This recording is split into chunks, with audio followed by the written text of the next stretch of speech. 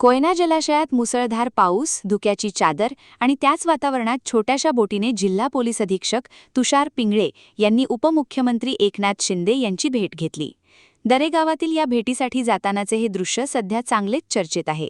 दरम्यान उपमुख्यमंत्री एकनाथ शिंदे पुढील 3 दिवस दरेगावात मुक्काम करणार असल्याची माहिती मिळत आहे.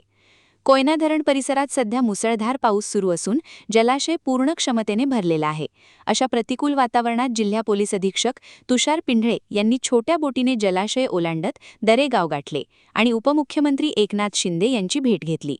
या भेटीचे दृश्य अत्यंत आकर्षक ठेवत आहे. डोंगरावरून टिपलेल्या व्हिडिओमध्ये कोयना जलाशयाचा अथांग विस्तार, धुक्याने वेढलेले डोंगर आणि त्यामधून पुढे सरकणारी छोटी बोट हे दृश्य लक्षवेधी ठरत आहे. दरम्यान उपमुख्यमंत्री एकनाथ शिंदे पुढील 3 दिवस दरेगावात मुक्काम करणार असल्याची माहिती आहे. या काळात ते स्थानिक ग्रामस्थांच्या भेटीगाठी घेणार असून परिसरातील विविध ठिकाणी भेटी देण्याचीही शक्यता व्यक्त केली जात आहे.